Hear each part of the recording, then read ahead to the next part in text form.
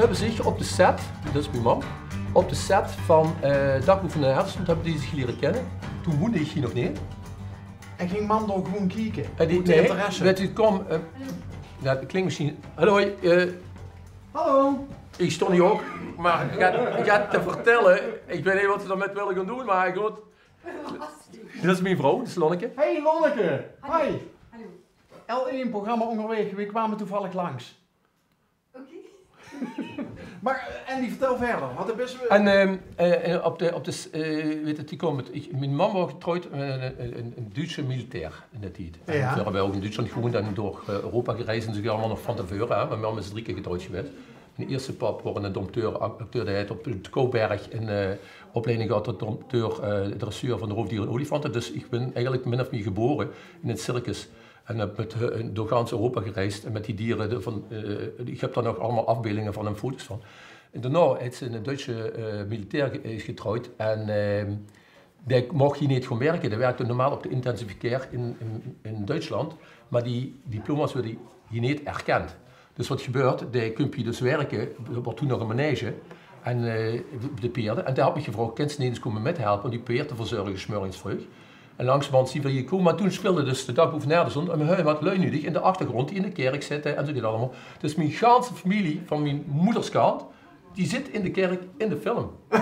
Mijn nichtjes, mijn noons, allemaal en zo. En op die set waar het mam Jeff leren kennen en dat die zien bang verliefd geraakt. Hetzelfde als tegen Lonneke. Ja, juist.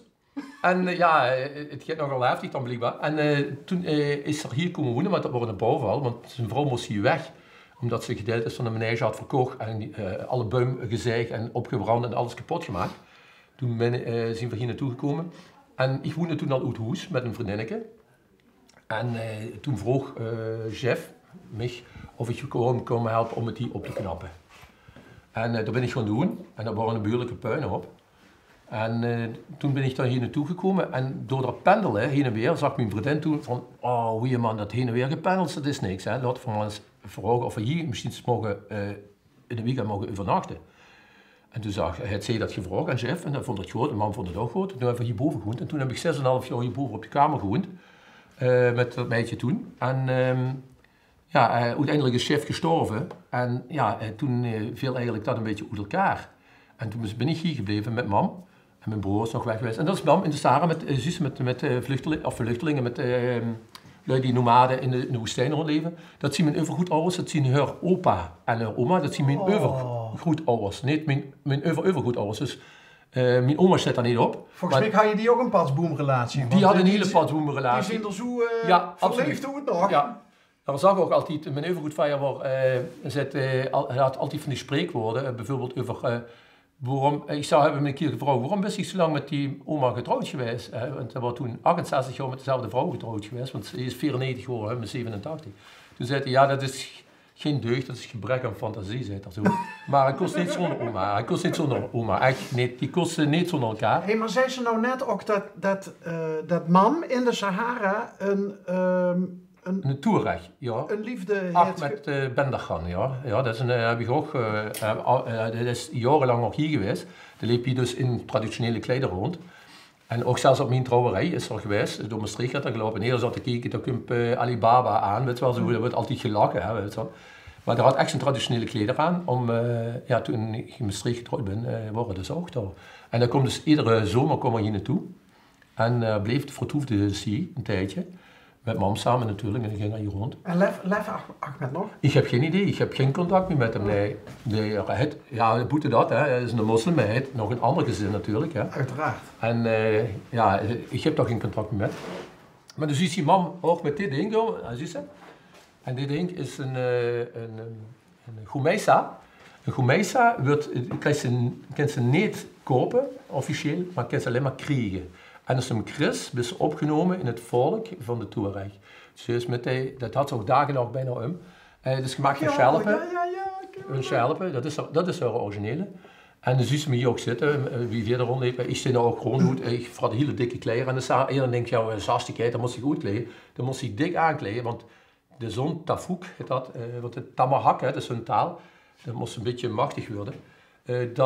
Dat is een goede vijand. En de Sahara is eigenlijk, zeggen ze hebben heel veel mooie verhalen die veel niet begrepen, maar ik heb met die jongens gesproken.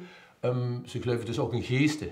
En ze leggen me dan ook goed wat dat dan is. Maar het is eigenlijk meer om dingen te leren aan de jeugd dan ze bang te maken voor zaken.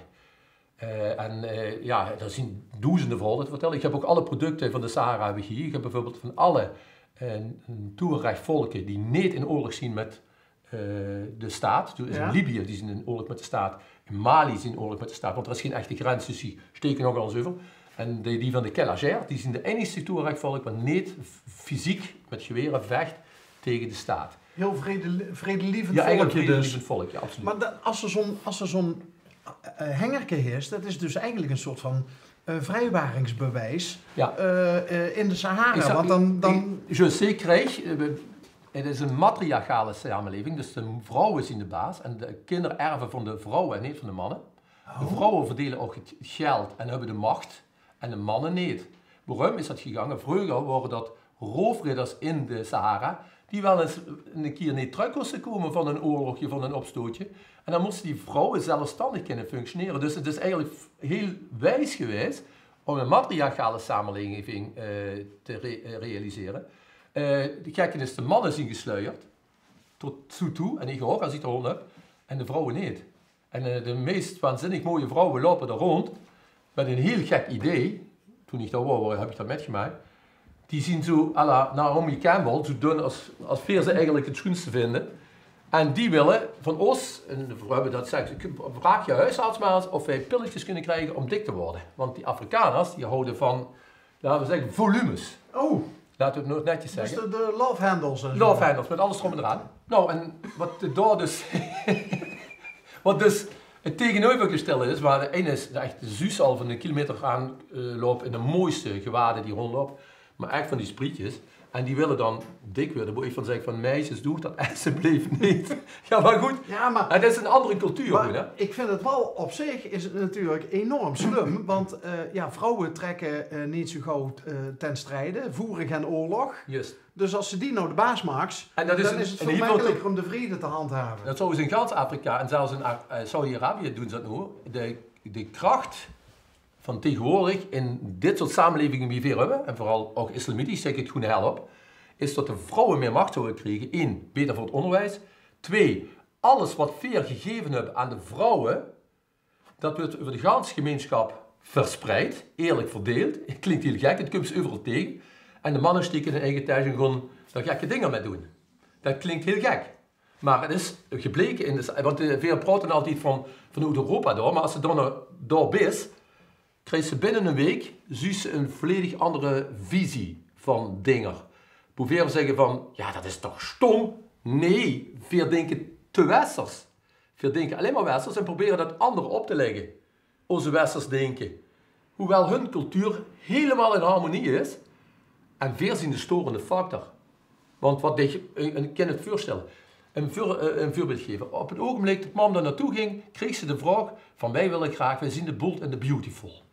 En wij willen ook zo trouwen als in de Bold en de Beautiful. Die hebben de mooiste gewaden die bestaan. Maar zij willen trouwen in het wit, wie hier in het westen. Totaal tegen hun eigen cultuur. Ik heb een volgende gesprek. Ik ga dus met die jongens bidden. Ze gaan 5 keer per dag in de Sahara. Wassen met zand, want ze hebben geen water dan. Wassen met zand, klinkt gek. En ik ging dus ook neven ze zitten en ze deden me dat voor wie dat allemaal gaat, islamitisch. Ik ben nu even islamiet. En dan doen we allemaal s'avonds aan het vuur hadden we een gesprek. Boe is het paradijs, want we hebben het natuurlijk over religies, christelijk paradijs, dingen. Toen zei ze zo, waar denk jij waar het paradijs is? Dacht ik van hem, die kreeg een heel mooi verhaal. Toen waren we even nadenken, zegt ze zo, New York. En ik dacht van, oh, die had ik niet zien aankomen. En toen zei hij van, ja, maar hoezo New York? Ik weet dat, ja, ik zeg zo, vertel. Toen zei hij, ja, daar moet het paradijs zijn. Want waarom willen zoveel miljoen mensen op zo'n kleine hoop bij elkaar wonen, als dat niet het paradijs zou zijn? Klinkt logisch als in de Sahara woens. Juist, en niet weten wat er echt dagelijks in New York gebeurt. Ja. Dus ze zien aan de ene kant met het satelliettelefoon, want ik belde daar via satelliet natuurlijk, en beelden, hebben die impressies voor ons. Zeeleven in een wereldje wie in de middeleeuwen. Ze hebben ook die zwaarden, ik laat die zo meteen zo'n zwaard zien. Dat is een christelijk zwaard trouwens. En ze hebben een idee tot ze nu moeten gaan overhellen naar onze maatschappij.